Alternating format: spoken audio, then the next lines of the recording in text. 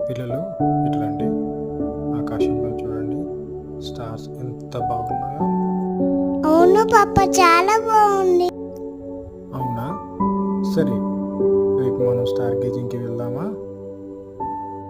అలాగే అంకుల్, ఏ స్టార్స్ చూద్దాం.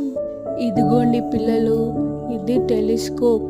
దీంట్లో నుండి మనం ప్లానెట్స్ అన్నీ చూడొచ్చు, తెలుసా? నేను ఫస్ట్ చూస్తా కృష్ణ.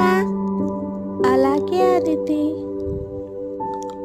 ఏం ఆలోచించేస్తావు కృష్ణ?